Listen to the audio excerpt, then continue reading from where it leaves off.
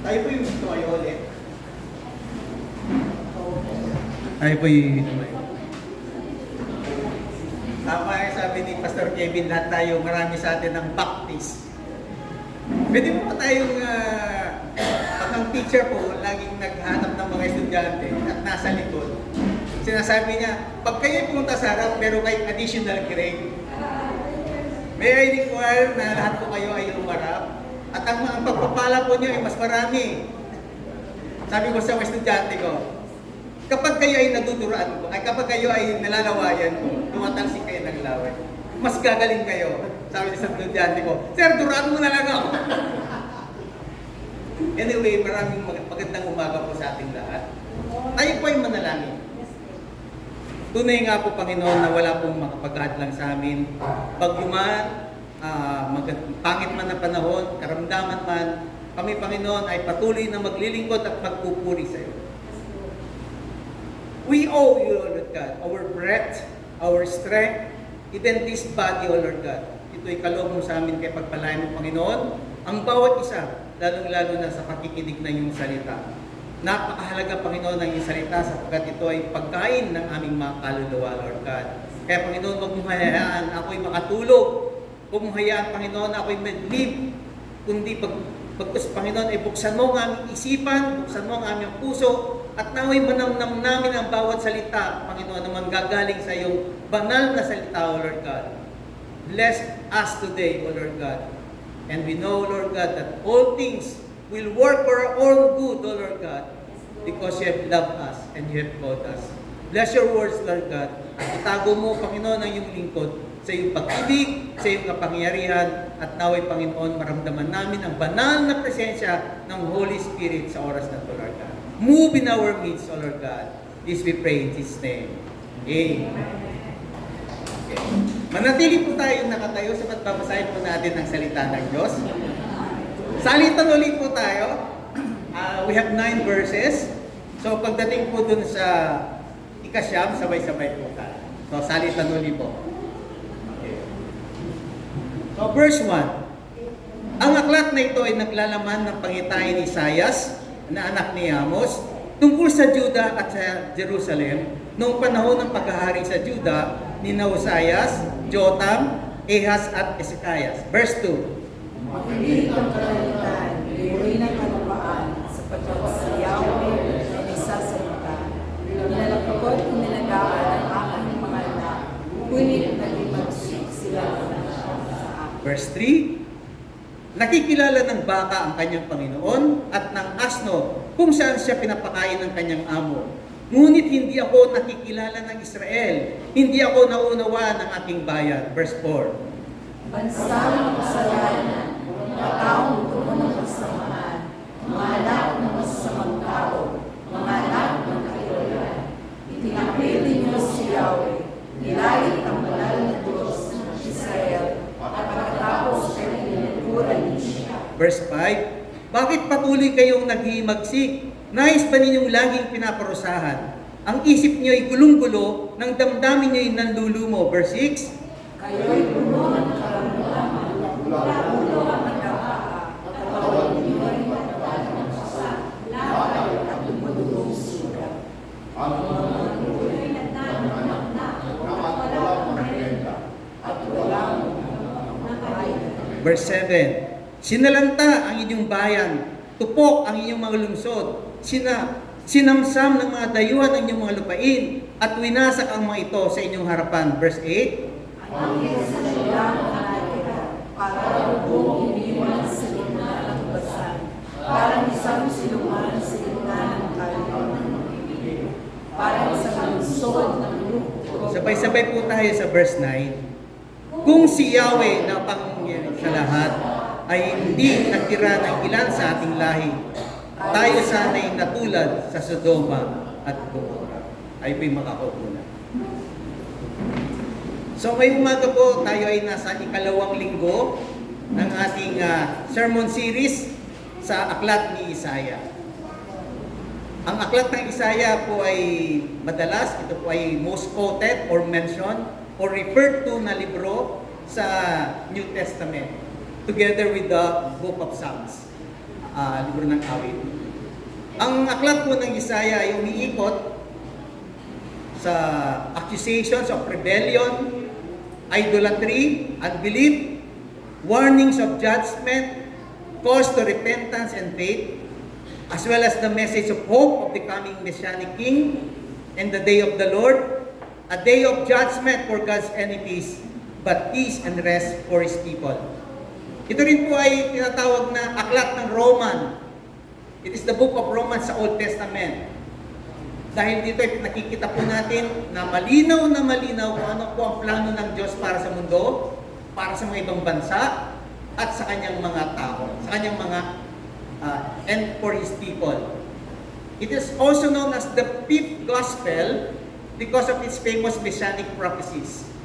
Tingnan po natin yung comparison po sa atin sa Bible. Next slide po. So, ang aklat ng Isaiah, ikinukumpare sa aklat sa Holy Bible. Ilan pong books ang Holy Bible? 66. Baliktad. Ang aklat ni Isaiah, merong 66 books. Ang Holy Bible, meron siya 60. Baliktad. Baliktad po. Pasensya na po tayo. Hindi pa natin palitan yan. Okay. So, yung pagpalitan niyo pa, yung Holy Bible yung nauna, Book of Isaiah yung pangalawa. So, ang Holy Bible, meron siyang 66 books. Ang Book of Isaiah, meron siyang 66 chapters. Hindi yan coincidence. Ang Holy Bible, ang Old Testament, meron siyang 39 books. So, yung first section po ng Isaiah, merong 39 chapters. Ang New Testament po sa Holy Bible, merong 27 books. So, yung last section ng aklat ni Isaiah, merong 27 chapters. Ang Old Testament, it covers the history of the sin of Israel. Ang Isaiah chapter 1 hanggang 39, it tells the history of the sin of Israel. The New Testament describes the person and ministry of Christ dun po sa New Testament. Sa Isaiah 40 hanggang 66, it describes the person and ministry of Christ. Ang New Testament begins with the ministry of John the Baptist. Sa chapter 40 po ng book, begins by predicting this ministry. Predict na po niya yung ministry ni John the Baptist. The New Testament ends by referring to the new heavens and earth. Si Isaiah po, dinescribe din niya ang new heavens and earth. So a copy of this book was among the famous Dead Sea Scrolls discovered in 1947 in Cave 1 at Qumran. Nung ako po ay nakikinig dati tungkol dito sa famous Dead Sea Scrolls, ito po aklat ni Isaiah, na-compare nila dun sa original manuscript at saka yung pong nakita po nila na sa Dead Sea Scrolls, halos wala po talagang pinagkaiba. Isaiah was the greatest of all the Testament prophets. Talagang yun pong sinabi nila, Isaiah daw po ay pinakadakila sa lahat ng mga Old Testament prophets and even one of the most eloquent writers who ever lived. And, believe it or not, surpassing the literary abilities of Shakespeare, Milton, or Homer. Grabe, no? Talagang literally magaling po siyang author. So, sabi nila, 4 lang daw yung kings na talagang dumaan sa kanya. Sabi po rito, he prophesied during the reigns of the 5 kings of Judah. Uzziah, Jotham, Ahaz, Hezekiah, and Manasseh. He is often called the Messianic prophet. Bakit Messianic prophet?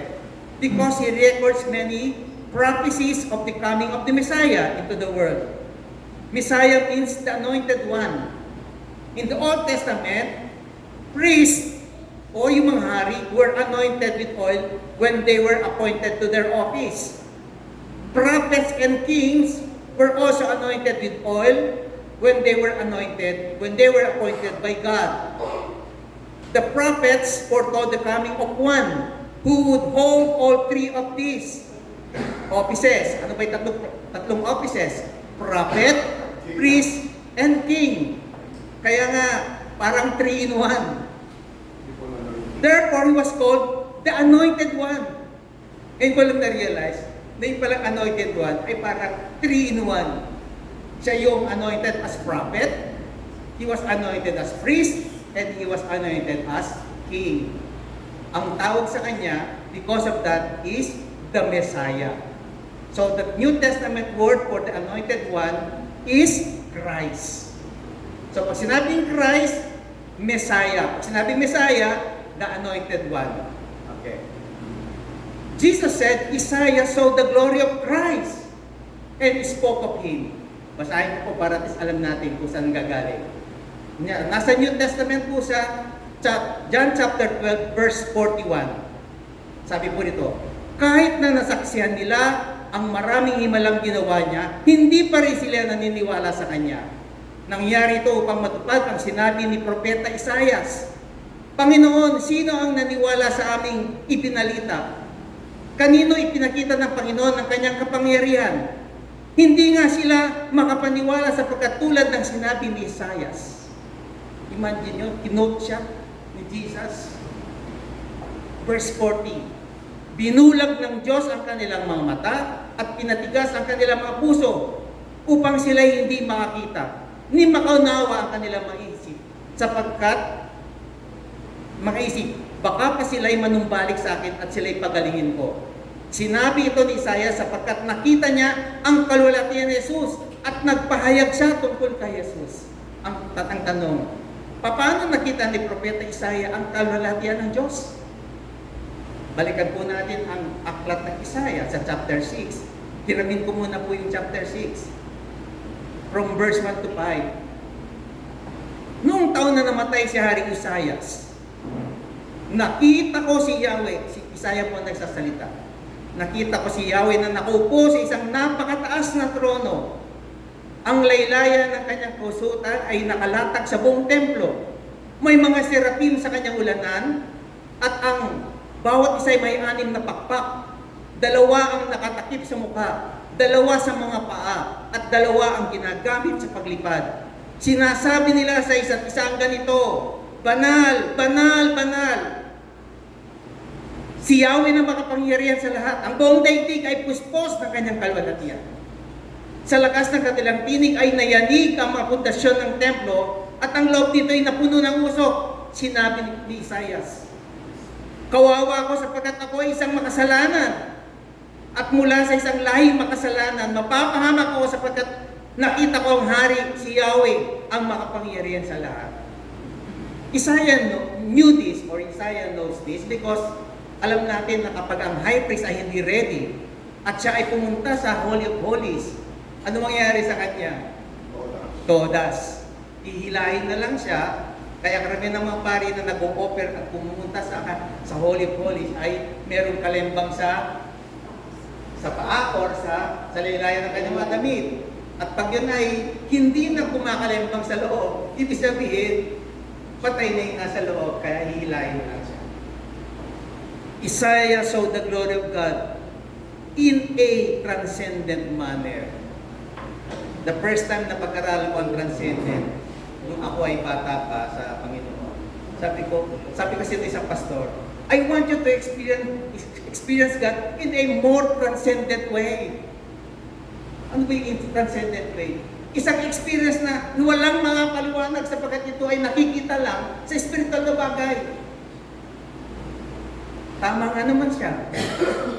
Tayo po ba'y nakakaramdam sa presensya ng banal na Espiritu Santo? Banal na Espiritu Santo ang siya nagpaparamdam sa atin kung gaano siya katakila. It is a godly way. It is an eternal way. Yung kalwalhatian na nakita ni Isaiah ay isang bagay na hindi niya nakita sa buong mundo, sa lupa.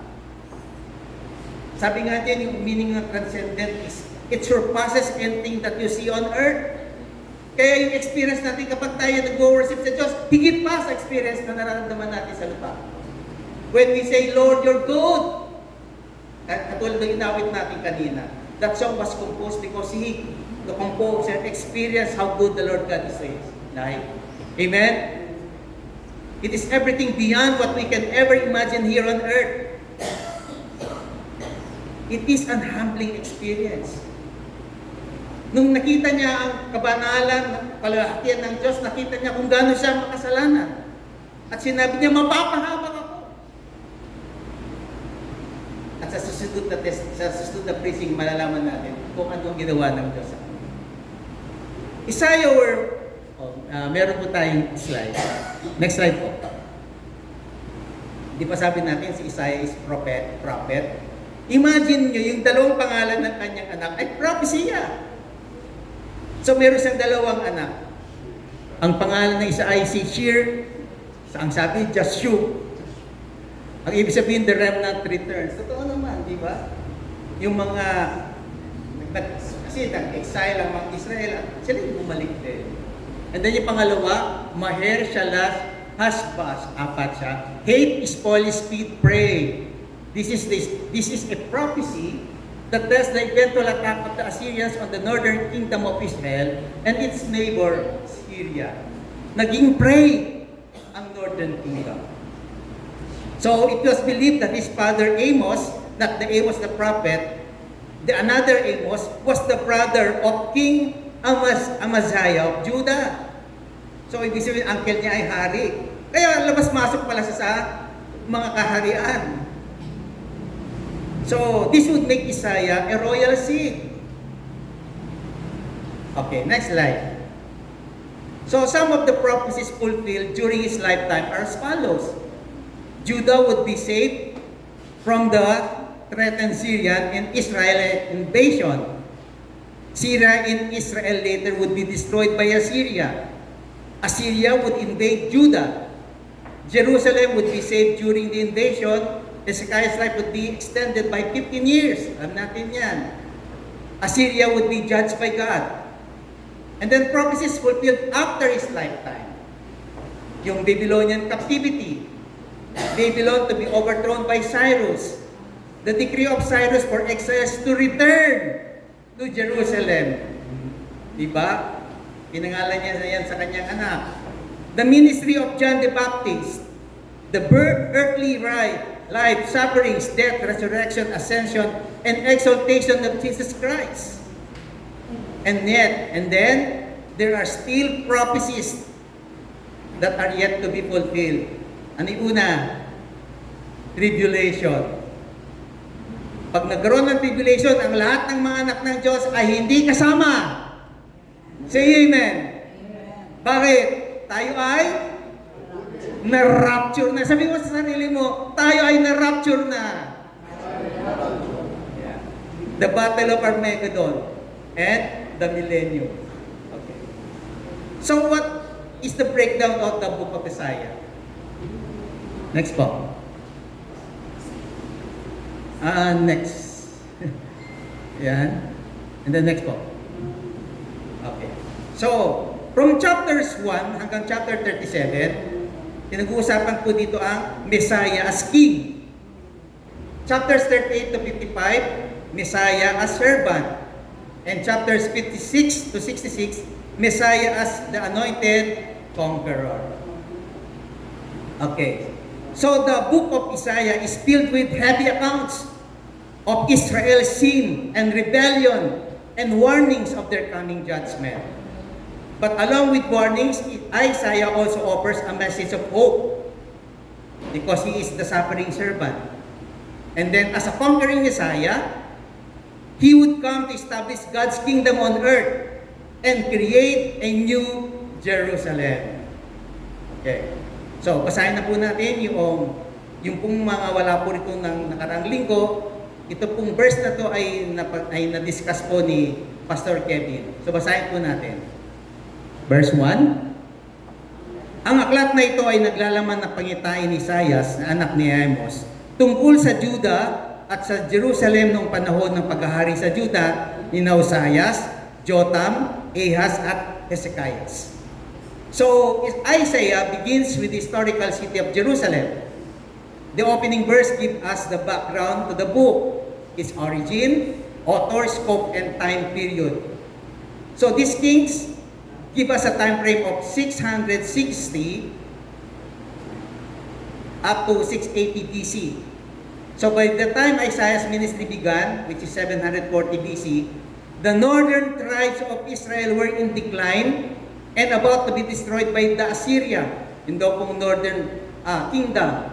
And the southern kingdom of Judah, with its capital, Jerusalem, was facing a similar threat by Assyria. Pag-usapan nga muna natin, every time na pag-aaralan ng Isaiah, lagi pong na-mention ang northern and southern kingdom. Okay, bigyan po natin ng idea, ano ba itong northern and southern kingdom na ba?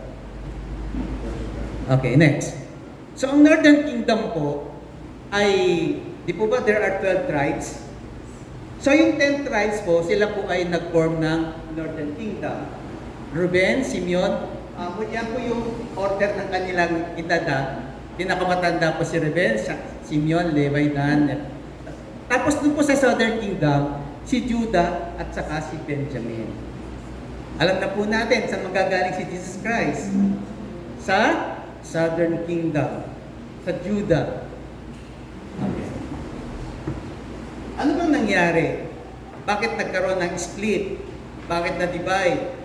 So, after the death of Solomon, a division over taxation divided the nation into two kingdoms. Si Rehoboam, anak ni Solomon, and anointed successor ruled over the southern kingdom, which was composed of the territory belonging to the tribes of Judah and Benjamin. So the house of David continued to govern this nation until the fall of Jerusalem in 587 BC. Sa Kingdom of Israel, sa Northern Kingdom, a newly proclaimed king, si Jeroboam, which he ruled the Northern Kingdom, also called the Kingdom of Israel, which was composed of the territory of the remaining 10 tribes. So Jeroboam was followed by a series of kings for the next 200 years. In both the northern and the southern kingdoms, the criteria established by the Lord were largely ignored, and both Israel and Judah reaped the said results. Ano ba yung common sin nitong dalawang kingdom na to? So alam po natin na ang lahat ng kingdom dati ay threatened or invasion sa mga karatig ng mga bayan.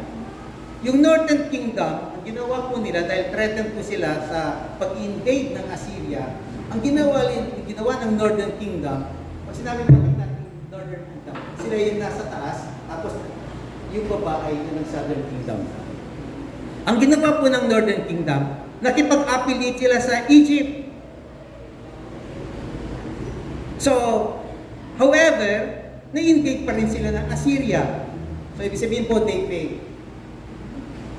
For 150 years, from the time Assyria conquered Northern Kingdom, the Southern Kingdom was enjoying freedom from the threat of invasion. So, after na invade po ang Northern Kingdom, hindi hinayaan ng Diyos na ang Southern Kingdom ay ma-invade.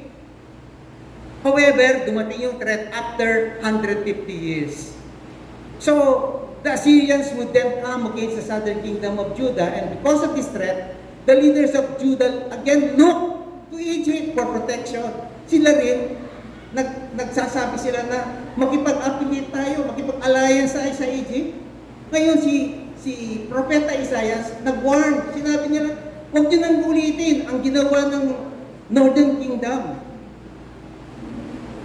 Matitigas ang ulo ng, alam niyo na, again, the Southern Kingdom was defeated by the Babylonians. So ano yung common sin nila? They did not trust God. Instead, they put their trust on man. Hindi ba madalas ganun din tayo?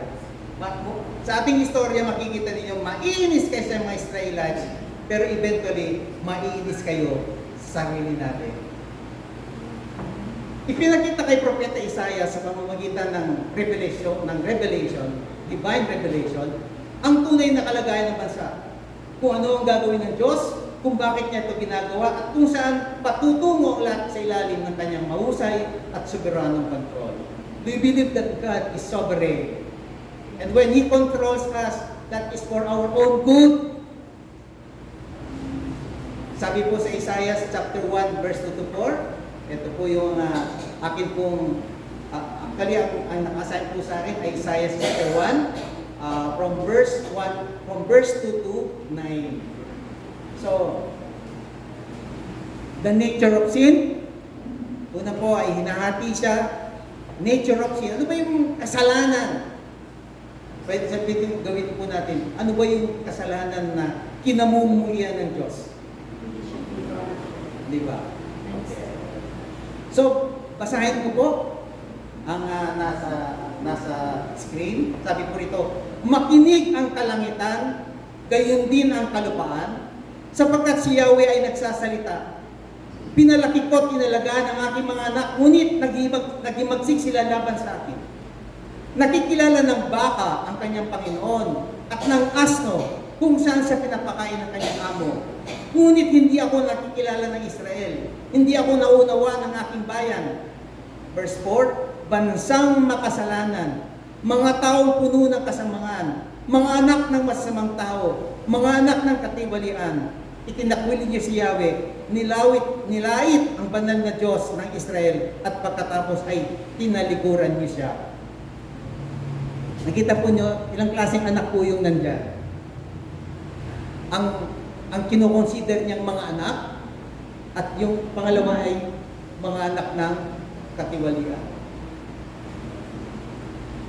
Dito ay pinapakita ng Diyos yung kanyang complaint against His people, all creation, na naging disobey, naging disobedient, at naging unfaithful. Tingnan po ninyo, notice who the Lord is addressing here. His children, His people. Nauna niyang in-address ang kanyang bayan. And then eventually, Isaiah will address other unbelieving nations. So his message is for all. However, his primary concern is with the people He loves. So sa panahon po natin, pwede natin apply ng vision ni Isaiah na to ay hindi nag-apply sa America or any other nation, but first and foremost sa kanyang iglesia. The church is called to be a holy people and a light to the nation. So God speaks to His church to awaken and revive them so that the world can experience the grace of God. Ano yung kanyang church? Di ba pag may complaint, merong church? The church is rebellion. However, hindi ito isang paghihimagsik laban sa isang mapag-aping diktador, kundi isa itong makatwiran na paghihimagsik laban sa isang mapagmahal at mapagmalasakit na Ama. It is a refusal to recognize and accept God's governance. So, this is all about Israel's ingratitude to God. Ito ay isang pagtanggi na kilalanin at tanggapin ang pagiging Diyos ni Yahweh. Kanina po ay nagtuturo si Pastor Kevin sa aming catechism, and he mentioned 3 words there: reverence, obedience, gratitude. God deserves reverence. God deserves obedience. And God deserves gratitude. Tingnan niyo po niyo bakit ingratitude ang mga Israelita. Matapos silang ilabas ng Diyos sa Ehipto, tinawag ng Diyos ang bayang Israel na kanyang anak at nakipagtipan ng Diyos sa kanila sa Sinai. Pinakain niya sila ng pagkain at binigyan sila ng tubig at ng lupa at pinotektahan at pinagpala sila. Next slide po. God brought them out and God brought them out. Brought up is not only raising them but exalting them to a privileged position. They were the children He adopted, loved, and delivered. They owe Him everything they are, everything they have, but they have rendered him nothing but ingratitude. Their sin is inexcusable.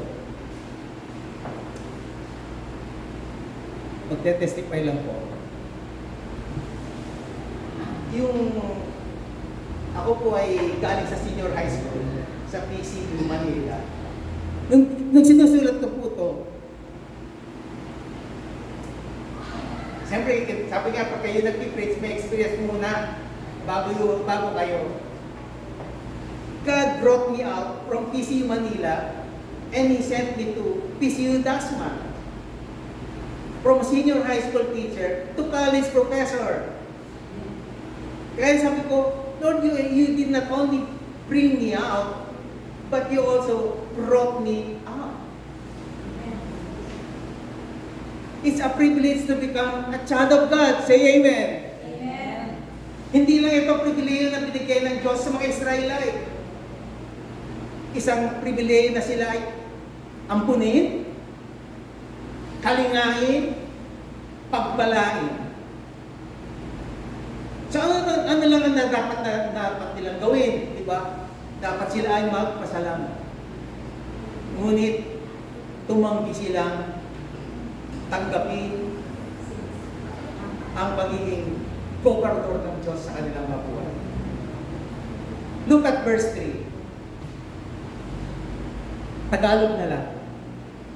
Nakikilala ng baka ang kanyang Panginoon at ng aso kung saan siya pinapakain ng kanyang amo. Ngunit hindi ako nakikilala ng Israel. Hindi ako nauunawan ng aking bayan. Tingnan niyo. Kinumpare ng Diyos ang mga Israel at sa hayop. We were privileged to have a dog named Bunny. Si Bunny, mula nung bata si Teresa hanggang nakaedad, kasama namin si Bunny. So talaga siya yung naging dog namin. 7 years, mami. Okay. So nung matanda na, experience ko ito. May sasakyan na kami. So nakikita ko kasi medyo po kasi yung pintuan namin. Si Bel ang naunang, si Bel yung naunang bumababa. Pero si Bunny, alam ko, pag pumasok na si Bel sa main door namin, hindi siya dinadalong, hindi siya binabangga.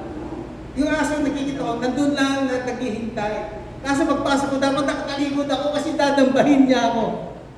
And experience ko yan, experience ko talaga yan na parang ako yung hinihintay niya. So there was a time I went to the States. For 6 months, I was out. Nung first time siyempre pumunta ako sa Pilipinas, kasi nandun ako sa bahay. Andun si Bunny, sa kusina, tapos nakapunta na sa bahay. Ito yung door namin, tapos may kusina, di ba? Andun yung aso. So yung aso nakakita ng bagong tao. Siyempre, amoy imported. Nung gumagano siya, tapos sabi nung brother-in-law ko, tawagin mo. Sabi ko, Bunny, yung sabi ko ba, tinmarag natin ko, sabi ko, Bunny. Ang baba ng boses ko, alam din naman tumakbo. Tinamba ako. Anong sabi ng Diyos? Balik natin po. Sabi rito, nakikilala ng baka ang kanyang Panginoon at ng aso kung saan siya pinapakainan. Ngunit hindi ako nakikilala ng Israel. Hindi ako naunawaan ng aking bayan. Do you know that the ox and us are the least intelligent of all domesticated animals? Ano yung Tagalog doon? Tanga? Pinakamangmang. Ngunit, katulad daw nito yung mga Jerome, Rosenmoller, and Grenius, Justinus. Yet, kahit sila ganun kamangmang, they recognize their owner. They recognize their master. Si Jeremiah, meron siya. Sabi ni Jeremiah, kahit si Propeta Jeremiah, meron din siyang sinabi, nalalaman ng ibong palipat-lipat ng tirahan. Sino ito mga ito? Ang mga bato-bato, kilala yung mga bato-bato, di ba? Ang langay-langay, ang tagak, kung kailan sila dapat lumipat at kung kailan sila dapat magbalik. Ngunit kayo na aking bayan, hindi ninyo nalalaman ang aking kautusan na dapat yung sundin. Doon sa English, Israel does not know. Ang ibang translation yon, Israel does not acknowledge the master and the owner. The Israel does not pay him respect because he does not recognize him either as the owner or the master. But God calls him my people. Next. Tingnan niyo, kung kayo ay you belong to the people of God. Ito yung prerequisites. Una, by election. Sabi sa Deuteronomy chapter 14 verse 2, kayo ay bansang itinalaga kay Yahweh. Hinirang niya tayo sa lahat ng bansa upang maging kanyang sariling bayan. By covenant. Exodus. Kung susundin niyo ako at magiging tapat sa ating kasunduan, kayo ay magiging kanyang hinirang. Ang buong daigdig ay akin, ngunit kayo ay aking itatangi. Kayo'y gagawin ko isang kaharian ng mga pari at isang bansang banal. By covenant. Diba? Ang covenant ay parang testament yan na hindi pwedeng ma-revoke unless it is revoked by the testator himself. By pardoning grace. Exodus ulit. Sasamahan ko kayo at bibigyan ko kayo ng kapayapaan. Amen? Sinabi ni Moses, kung hindi nyo kami sasamahan, Lord, huwag nyo po kaming paalisin dito. Sapagkat kung hindi kayo sasama sa amin, paano malalaman ng lahat na kami po ay inyong kinalulugdan? Kung sasama kayo sa amin, maliwanag na kami naiiba sa lahat ng mabansa. Verse 17 na answer. Sige, gagawin ko ang hiling mo, sapagkat ako'y nalulugod sa iyo at kilalang kilala kita, sabi niya. However, despite of all their backslidings, hindi pa rin sila pinabayaan ng Diyos. God has not yet cast them off. They are still His people.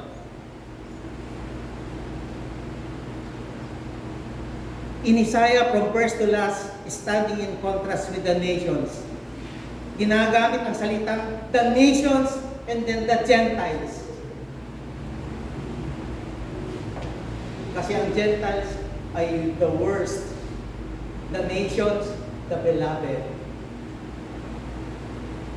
Pero alam natin, eventually, dahil matigas ang ulo ng mga Israelite, nabaling ang atensyon ng Diyos at tayo ay kanyang iniligtas. Amen. So, yung unang kasalanan ay ingratitude. Yung unang kasalanan ay rebellion. Pangalawang charge niya ay ingratitude. Okay. Sabi rito, yung sa word na does not consider, kasi sa English kanina sa English does not consider. Di ba kanina does not know, ngayon does not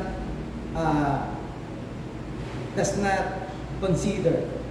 Ang ibig sabihin ng does not consider, sabi ni Cheney, is without understanding.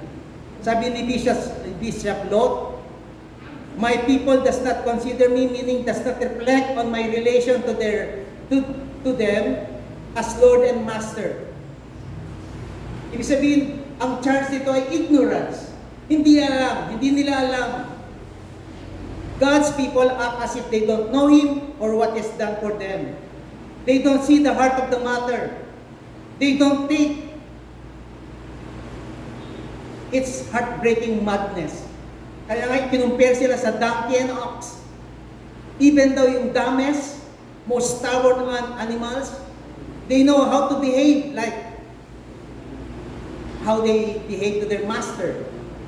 Kaya lang ang Israel ay parang they look genius, pero kinukumpare sila ng Diyos sa hayop.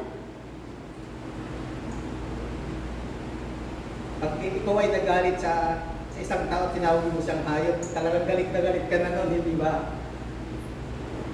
So magigitang alam natin kung tayong mga tao, pag tumawag tayo ng hayop, hindi galit na galit ka. Sa palagay niya, hindi rin kaya galit ang Diyos. Ang Diyos ay nagkumpara sa kanila sa bahay ng Israel na hayop. Ang mga donkey at ang mga ox, they at least know their master and follow him to the barn for food and water. Nung sinusulat ko dun, sabi ko, ay mga aso ko ganyan din. Pag alam nila papakainin ko sila, nakasunod na sila. Ang hindi nyo alam, meron kami isang aso, every time nakakain kami, meron siyang upuan talaga sa lamesa namin. At doon siya nakaupo, yung bunso ni Ben. Alam niya yung kanyang upuan. At habang kumakain kami, para siyang bata na nanonood sa amin. At minsan mas gusto pa niya kumain sa plato.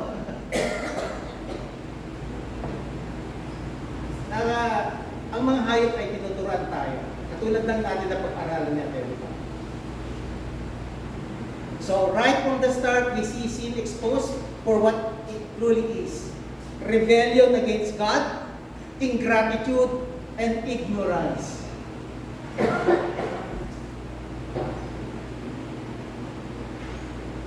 Tayo ay naging rebelde rin. Tayo ay naging ingrato rin. At tayo sumasamba tayo sa mga Diyos na hindi natin alam.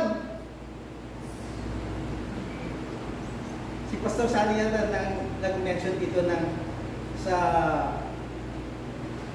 dati ng pagano na to the unknown God. Nag-go-over sila ng something to the unknown God. Do you know who your God is? Yeah. At least wala tayo. Yung pala hindi natin na-break yun. Tayo may nagpapasalamat sa Diyos. Yes. O di pangalawa na. Tayo ba'y nagre-rebelde sa Diyos? Tingnan pa rin natin kung gaano katigas ang ulo ng mga Israelita. Nare-remember niyo yung mana at saka yung quail eggs, yung quail, mana at tubo. O, yung mga magandang kwento. Tingnan niyo kung gaano talaga katigas ang ulo ng mga Israelita. So mula sa Elim, nagpatuloy sa paglalakbay ang mga Israelita at ikalabing limang araw ng ikalawang buwan. Ilang days yun? Malipas ang isang buwan at 15 days. 45 days. Mula na sila ay dumaan doon sa Red Sea. 45 days pa lang. Nang sila'y lumabas sa Ehipto, nang sila'y dumating sa ilang ng Sin. So, wilderness of, hindi sa salanan na, yung lugar ang tawag ay Sin. Sa pagitan ng Elim at Sinai. O, kita nyo no. Verse 2 pa lang. Ang mga Israelita ay nagreklamo kina Moses at Aaron. Sinabi nila, mabuti pa sana'y pinatay na kami ni Yahweh sa Ehipto. Doon nakakain kami ng karne at tinapay hanggang gusto namin. Dito naman sa ilang na pinagdala niyo sa amin, mamamatay kami sa gutom. You see how ingratitude these people were. Mas gusto pa nilang sila ay slave. Sinabi ni Yahweh kay Moses, paulanan ko kayo ng tinapay mula sa langit. Araw-araw palalabasin mo ng bahay ang mga tao para mamulot ng kakainin nila sa maghapon. So, sa pamamagitan na susubukin ko kung susunod sila sa aking mga tagubilin.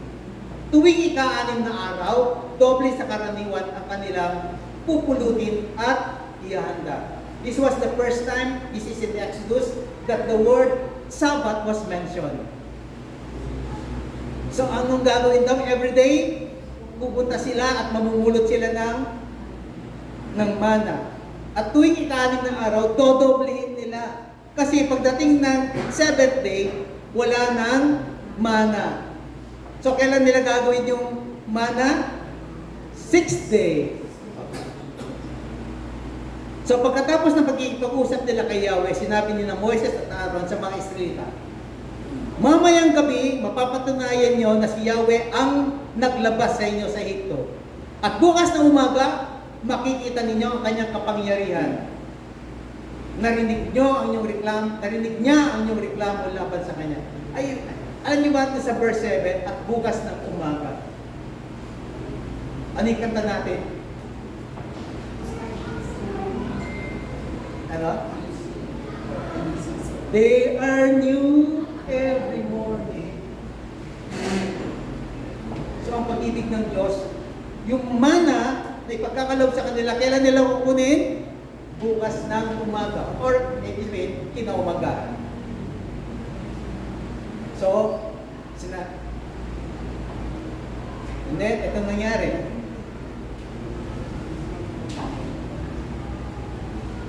Nang magtakip siling, dumagsa sa kampo ang nakahati. So, sabi ng Diyos sa kanila, pagdating ng hapon, meron ako binigay sa inyo pagkain. O parang sinasabi, oh, you'll be surprised. Pagdating na hapon, meron kayo makikita ang pagpapala. And pagdating sa umaga, meron din kayo pagpapala na makikita. Yun ang sabi ni Moses sa kanila. Siyempre, hindi pa rin alam ni Moses kung ano to, di ba? So, pagdating ng hapon, verse 13, nang magtakip silid, dumagsa sa kampo ang napakaraming pugo. At kinaumaga naman, ay makapal ang hamog sa paligid ng kampo. At nang mapawi ang hamog, nakakita sila ng plagues. So, yung plagues na yun, ang tawag doon ay mana. Ang sabi ng Diyos, ito ang utos niya, bawat isa ay kukuha ng kailangan niya at nang mga kasama niya sa tolda, kalahating salok, bawat isang tao. Kalahating salok lang. So, namulot na nga mga Israelita, may kukuha ng marami at may kukuha ng konti. Ngunit nang tangali nila ang kanilang nakuha, ang kumuha ng marami ay hindi lumabis at ang kumuha ng kaunti ay hindi naman kinulang sapagkat sapat lang sa kanila ang kanilang nakuha. Okay. At ang sabi ni Moses, huwag kayong magtitira para sa kinabukasan. Verse 20, tingnan niyo kung gaano katigas ang ulo ng mga Israelita. Sinabi, huwag daw sila magtitira para sa kinabukasan. Ngunit ang ilan sa kanila hindi nakinig kay Moses.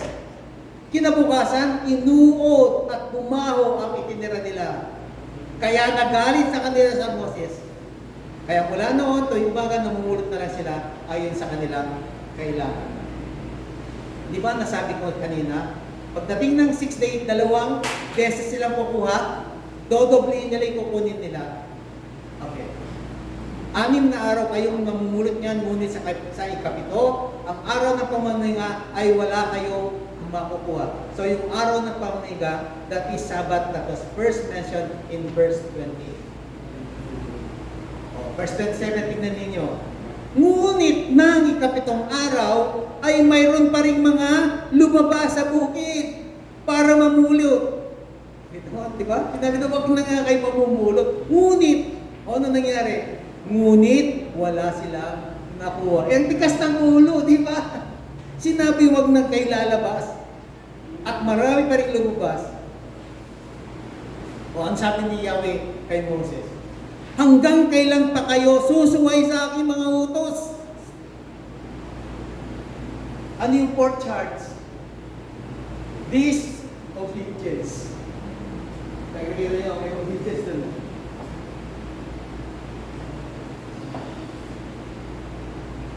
So, habang sinusulat ni Isaiah ang aklat na to, ay hindi niyo mo maiwasan na makita yung panagoy niya sa bayang Juda.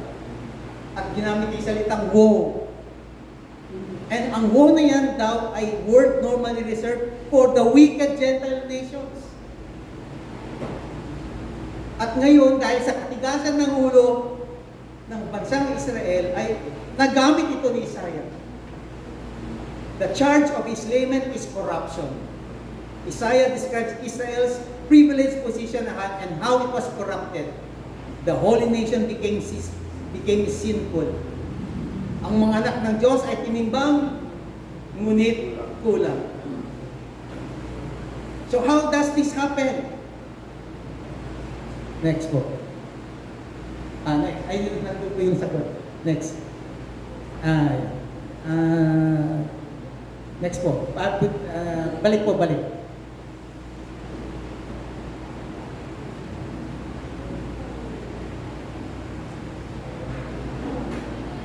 Balik pa po. Balik pa. Ayan. Ano yung dahilan? Pag-ibasa nga po natin, Israel had forsaken the Lord and had despised the Holy One of Israel. Ganyan din naman tayo. Di ba? So kung ang bayang Israel ay nagawa yan, parang tayo ay nananalamin lang. Sa buhay natin, binigyan din natin or winalang halaga natin ng Diyos.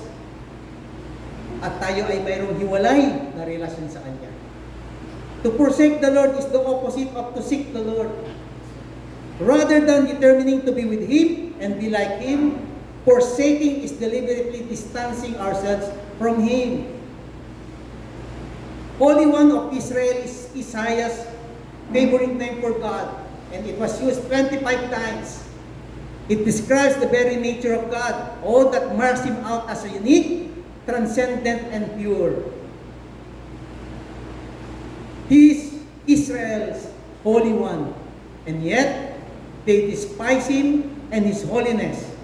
They have turned their backs on God, became like the wicked pagan nations, and have broken their covenant with Yahweh. Sa madaling salita, ang mga pinili ng Diyos ay hindi naiiba sa mga masasamang bansa sa kanilang paligid. Ano ba yung kasalanan? Ito ay rebellion, defiance, ingratitude, ignorance, corruption, irrationality, blindness, forsaking, and despising the Holy God. Lahat tayo, hindi lang ang bansang Israel, ginawa natin ito. But can we, God's people, really forsake the Lord? Kaya ba natin i-forsake talaga ang Diyos? Sabi rito, yes! Paano? Ito lagi natin itong kasalanan. By treating Him as the last resort rather than the source of life. Rather than the fount of every blessing. Pag may problema tayo, sino nilalapitan natin? Yung alam natin na magpapahirap sa atin. Pag may sakit tayo, sino na tinatawag natin? Yung doktor na nag-aaral lang. Last resort lang lagi ang Diyos. When everything fails, doon pa lang tayo lumalapit sa Kanya. Minsan nanonood kami ni si Sister Bell kasi every morning. Nanonood siya nung sa CCF. So that was a time na nandun ako. Morning, doon ako natulog. So morning, sabay kami nanonood. Meron daw isang cancer patient na kaibigan nila. At nung unang na-diagnose siya ay meron siyang cancer. So, yung daw guy na yun, kumuha siya ng second opinion, talagang meron siyang cancer. So, siyempre pag cancer, di ba? Leads to something else. So, ang ginawa nung patient ko, ginawa niya, nagkaroon daw silang cancer party. Sabi nga niya, hindi daw ni cancer party na yan. So, he invited his friends and then, ang purpose nung party na yun ay, just in case na mawala siya, gusto niya magpasalamat sa kabutihan ng Panginoon. So, siyempre, hindi mo wala yung prayer for healing. So, siya pinag-pray. At nung time na magpapacheck up na siya sa doktor niya, yung sa second opinion na doktor, nabigla yung doktor, nawala yung cancer cell, nawala yung part na mayroong tinubuan ng cancer. So, may mga bagay tayo na hindi nangyayari sa buhay natin na minsan, pag natin, natin, di ba? Kaya natin. Pero pag hindi na natin kaya, hindi na tayo tumatakbo sa Kanya. Wala namang pinagkaiba yun di ba? Ang gusto ng Panginoon, lagi natin siyang hanapin, unahin. At may pangako naman siya lagi, di ba? Sa Matthew 6, verse 33. Ano ba yung nakalagay doon? Seek ye first the kingdom. Seek ye first. Hindi seek ye him second or last. And all of these things shall be added unto you. Amen. So, tinatawanan natin ng Israel sapagkat sumugawa sila ng idol at the foot of Mount Sinai. Yung golden calf, di ba? Sa panahon natin, wala na tayo makikitang gano'n at walang gumagawa nun. Pero sabi ng isang author, hindi mo lang alam, meron ka rin palang idolo or idol na tinatago sa puso mo. Na kung bubuksan ng Diyos yung puso mo, dahil lagi sinasabi ni Mama namin Pastor, makikita ng Diyos, uy, dalawa kami nakaupo sa trono. Hindi po, Lord, sinasamahan lang po kita. Ang gusto ng Diyos ay siya yung nag-iisang nakaupo. Siya yung isang nagko-control. At siya yung isa na sinasamba natin. Next, we go to after knowing the nature of sin, now let's go to the consequences of sin. Sabay-sabay natin basa. Alam kong napakaganda siya. Okay. Bakit patuloy kayong nag-iimagsik? Nais ba niyong laging pinaparusahan? Ang isip niyo'y gulong-gulo, ang damdamin niyo'y nanlulumo. Kayo'y puno ng karamdaman mula ulo hanggang paa. Katawan niyo'y tagtad ng pasa, latay at dumudugong sugat. Ang mga ito'y nagnanaknak na at wala pang benda at wala man lamang gamot na may lagay. Sinalanta ang inyong bayan, tupok ang inyong mga lunsod, sinamsam ng mga dayuhan ng inyong mga lupain at winasa kamay ito sa inyong harapan. Ang Jerusalem lang ang natira, parang kubong iniwan sa gitna ng ubasan. Parang isang silungan sa gitna ng taniman ng pipino, parang isang lunsod na kinukubkob ng kalaban. Verse 8, familiar po ba kayo dito? Pag kayo merong malawak na taniman o palayan sa bayan, merong mga kubo doon sa gitna. Anong purpose ng mga kubo na yan? Para nagpapahinga doon yung pastor. Doon kumakain. At kung kayo nakaupo doon, marirealize mo na napakaganda ng kalawakan. Kasi makikita ni heaven. Napakaganda ng kalikasan. At yung hangin, talagang fresh. Kaya lang lonely. Kasi nag-iisa ka lang. Kasama mo lang yung si Dagul. Di ba? Yung kalabaw. Na-experience ko rin kasi ganit kami sa province namin pag kami ay naghahanap ng gagamba. Makikita namin. Alam ko talaga na lahat ng mga description na sinasabi ng Panginoon o din sa ginagamit ay makikita mo na nangyayari sa buhay natin. Sabi nito, patuloy kayo nag-imagsik. Rebelde kasi kayo. At kapag tayo ay rebelde, meron kaakibat na parusa. Hindi kayo hayaan ng Diyos. Bakit? Mahal kayo ng Diyos. Di ba tayo mismo, pag matigas ang ulo ng ating mga anak, pinababayaan na ba natin siya?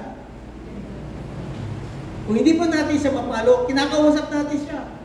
At kung hindi pa rin siya matuto, pasensya na. Talaga, si Trisha naman isa, first time ko lang siya napalo, yun ang the last. Ang sabi ng Diyos, ang isip niyo'y gulong-gulo. Ang damdamin niyo'y nanlulumo. Inuna ng Diyos ang isip. Ang inuna ng Diyos yung damdamin. When everything is wrong with our mind, with our emotion, what happens? What happens next? We become sick. Dumadaloy na yung stress at pumupunta na sa ating physical na pangangatawan. Kaya, ano nangyayari? Sa verse 6, kayo'y puno ng karamdaman mula ulo hanggang paa. Katawan niyo'y tagtad ng pasa, latay at dumudugong sugat. This is what Isaiah's foretelling. Hindi foretelling. Sinasabi niya na ang bansang Isaiah ay nagkakasala at nakikita ang consequence nito sa pamamagitan ng mga kanyang description.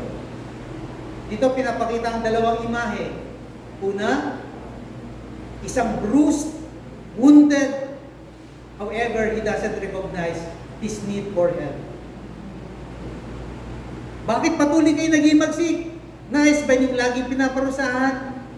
Ang isip niyo gulo-gulo, ang damdamin niyo yung nanlulumo. Kayo puno na ng karamdaman. Sinasabi na nga ng Diyos, uy, punong-puno ka na ng karamdaman. Kasi nga, ikaw ay laging nag-iimagsik.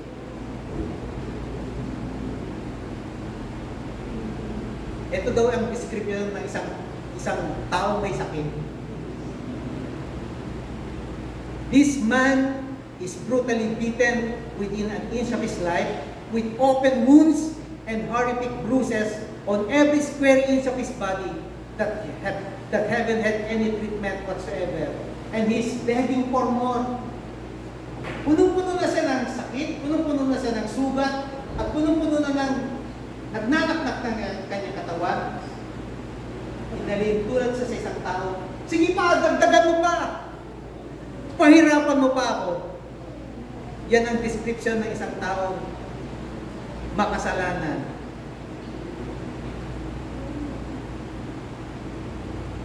Ang sabi ni Propeta Jeremiah, ang hanap ni Yahweh ay katotohanan.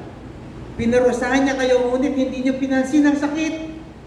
Pinahirapan niya kayo, ngunit hindi pa rin kayo nagbabago. Ayaw niyong talikuran ang inyong mga kasalanan at dahil sa katigasan ng inyong ulo. Winawarningan na tayo. Pinahirapan ka na, ayaw mo pa rin magbago. Why is this happening to us? And yet, yun pa rin ang tanong natin. Because you keep sinning, and then you still hope that things will get better. The second image showing the effect of sin is an invaded, desolated, and humiliated country. Sabi sa verse 7, sinalanta ang inyong bayan, tupok ang inyong mga lungsod, sinamsam ng mga dayuhan ang inyong mga lupain, at winasak ang mga ito sa inyong harapan. Ang Jerusalem lang ang natira, parang kubong iniwan sa gitna ng ubasan, para isang silungan sa gitna ng taniman ng pipino, para isang lungsod na kinugkog ng kalaban. Remember that God's goal was to create a world in which He and His people would dwell. Ito yung sa Eden. God promised that will be provision, safety, joy, and blessing. But their land became a desert wasteland. So, bago pa man ito nalika, kinumpirto ng Diyos, ang kanyang nilika sa isang young women, beautiful young women. However, because of what Judah and Jerusalem had done, the beauty of the city faded. So Judah became nothing but a vineyard, a lodge in a field, a besieged city, and only small huts were built in the fields. So, ang wounded man, unattended, in the land without defense, point to the helplessness and hopelessness of person, of man, kawalan ng kakayahan at kawalan ng pag-asa. So, hindi ba sa mundo ngayon, ano bang ginagawa ng mga tao sa mundo? The world continues in sexual immorality, fail to obey God's design for marriage, and reject God's design for gender and sexuality, and wonder why our relationships are suffering, why our marriages have problems, and why our suicide and divorce rates are so high. We look to our friends, romance, material possessions, and careers to satisfy us and turn those good things into idols.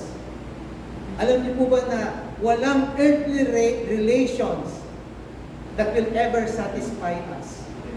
Hanapin mo man ang kaligayahan na to sa mundong ito. Makipagrelasyon ka na sa gusto mo. You will never, walang vacuum na pwedeng pumuno dyan, kundi ang pag-ibig ng Diyos. Earthly relations will not satisfy.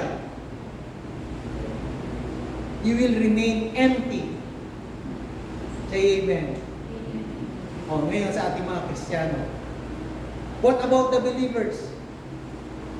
We don't treasure and saturate ourselves with God's Word and wonder why we fall into sin and find ourselves anxious. Alam naman talaga natin to. Pag ikaw ay hindi nagbababa sa salita ng Diyos, ang madalas na nangyayari sa iyo ay nagiging problematic ka. Mapag-alala ka. Mapag-worry ka. At madalas, hindi mo na nasa-share ang iyong pananampalataya.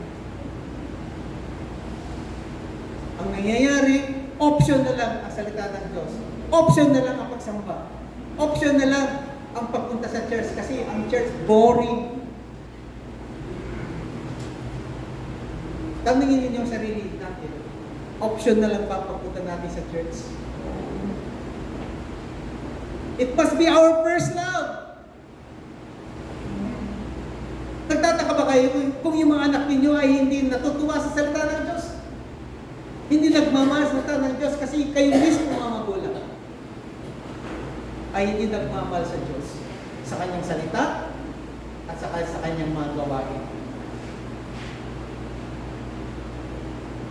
Now let's go to the last one. Isaiah chapter 1 verse 9. Sabi niya po natin, ano yung title ng letter C? The mercy of God. Kung si Yahweh na makapangyarihan sa lahat ay hindi nagtira ng ilan sa ating lahi, tayo sana'y natulad sa Sodoma at Gomorrah. So after exposing Israel's rebellion and the consequences of their sin, after he confronts them with the truth, still they don't want to admit, and the guilt they prepare to ignore. And then Isaiah reminds us the mercy of God. So dito tinatanong tayo, nakikita niyo ba kung anong gustong sabihin ni Isaiah? If God's people were left on their own to fulfill their natural and sinful desires without driving intervention, their fate would have been like Sodom and Gomorrah. So the names Sodom and Gomorrah are infamous. Pag sinabi natin infamous, they are well known for bad things, for evil, for God's judgment upon the wickedness of the people who live in those cities. Sodom is seen as the epitome of wickedness and an expression of God's wrath. So what it deserved was total destruction.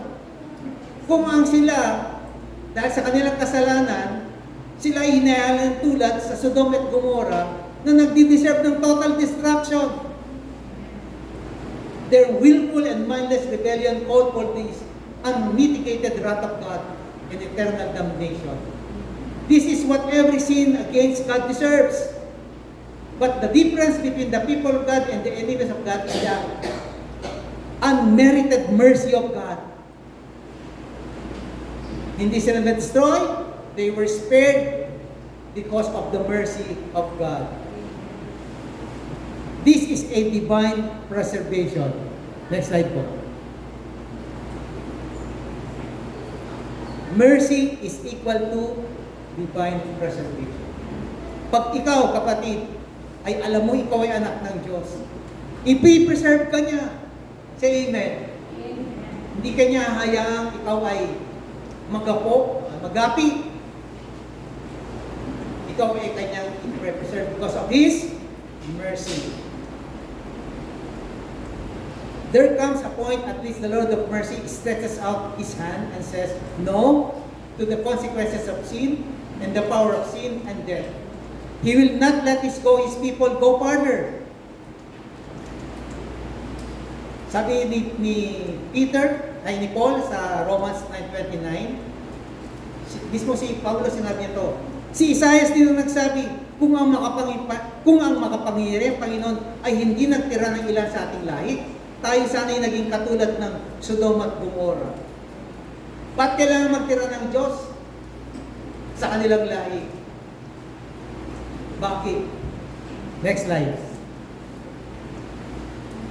Okay. Sabay-sabay po natin basahin. Kayo ay bansang itinalaga kay Yahweh. Hinirang niya kayo sa lahat ng bansa upang maging kanyang sariling bayan. Pinili niya tayo at inibig. Hindi dahil mas marami kayo kaysa ibang bansa, Sa katunayan, kayo pa nga ang pinakaunti sa lahat. Pinili niya kayo dahil sa pag-ibig niya sa inyo at sa kanyang pangako sa inyong mga ninuno. Ito rin ang dahilan kaya niya kayo iniligtas sa kamay ng Paraon sa pamamagitan ng kanyang kapangyarihan. God shows mercy simply because He loves us. Actually, may isang awit na dito ay kinumpara ang pag-ibig ng Diyos. Amazing grace shall always be my song of praise. For it was grace that brought me liberty. I do not know just why He came to love me so. He looked beyond my fault and saw my need. So what hope is there for God's people to be saved? Isaiah gives this good news. Jesus, the servant of the Lord that God promised to Isaiah, was wounded too in our place. Sabi sa Isaiah 53 verse 4 to 5, sabi dito, tunay ngang inalis niya ang ating kahinaan, pinagaling niya ang ating mga karamdaman, subalit inakala natin iparusa ng Diyos sa Kanya. Ngunit dahil sa ating kasalanan, kaya siya nasugatan. Siya ay binugbog dahil sa ating mga kasamaan. Tayo ay gumaling dahil sa pahirap na dinanas niya at sa mahampas na kanyang tinanggap. So in closing, tayo kung lahat ay tumayo.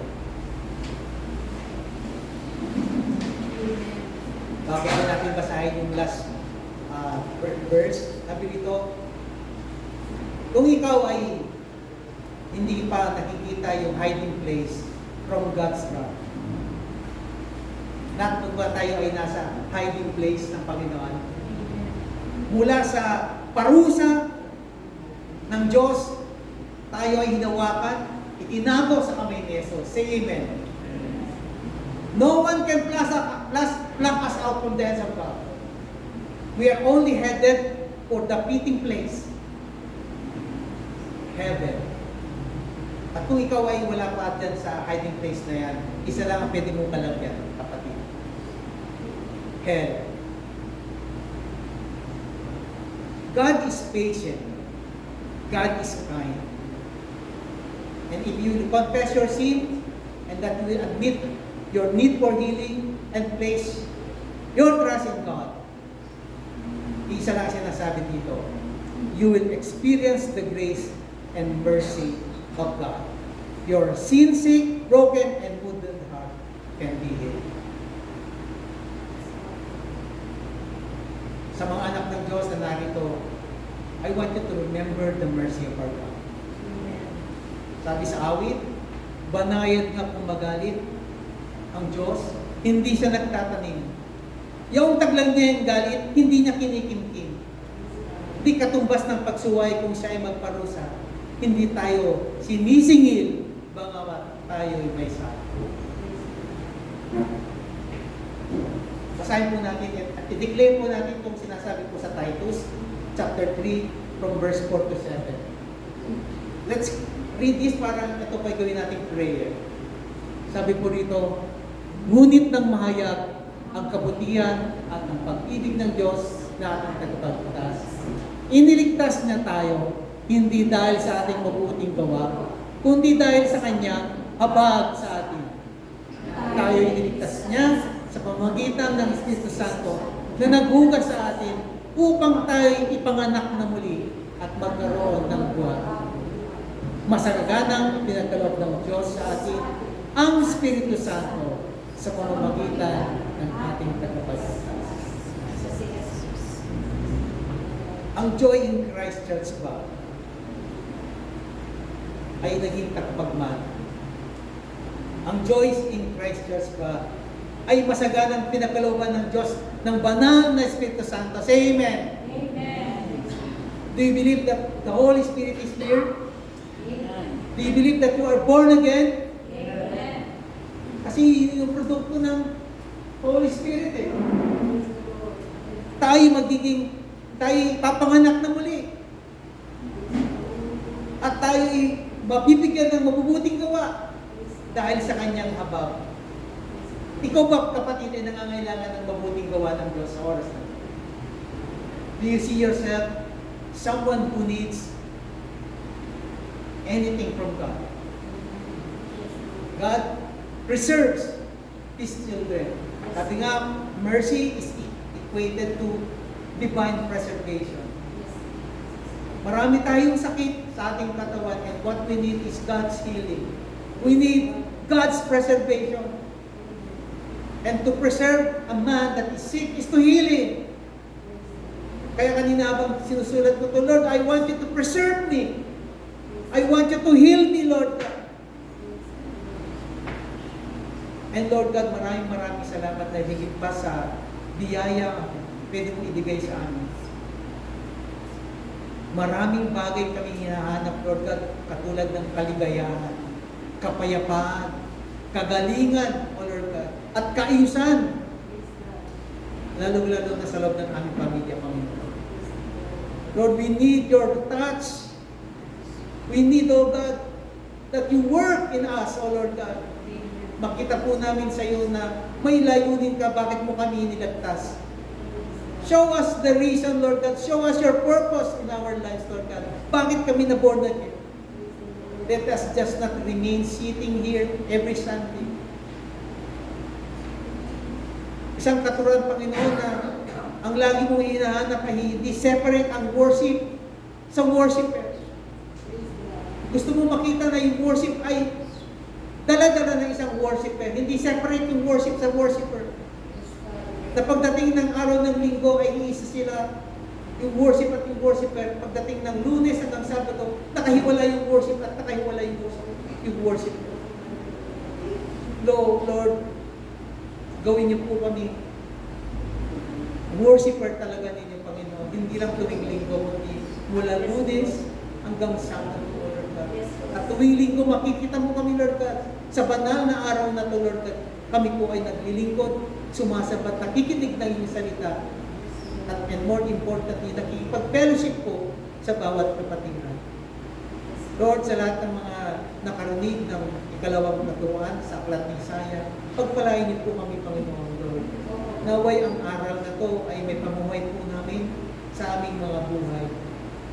Panginoon, naniniwala kami at nagdideclare kami, Panginoon, kinahabagan niyo na po kami, iniligtas niyo na po kami, Panginoon, at hindi na kami kailanman makakasama doon sa damnation, O Lord God, to that eternal place of damnation, kundi kami, Panginoon, ay makasama sa iyong kaharian. Lord, we thank you and we bless you, and we give you all the highest praise sa lahat ng mga pagpapalang na aming natanggap, Lord. Ibinibigay namin sa iyo ang pinakamainam, pinakamataas na papuri, pinakamasustansyang klase ng pasasalamat sa iyo, Panginoon, ang kadakilaan. To you we give all the glory and praise. This we pray in the name of our Lord Jesus Christ. And everybody say, Amen.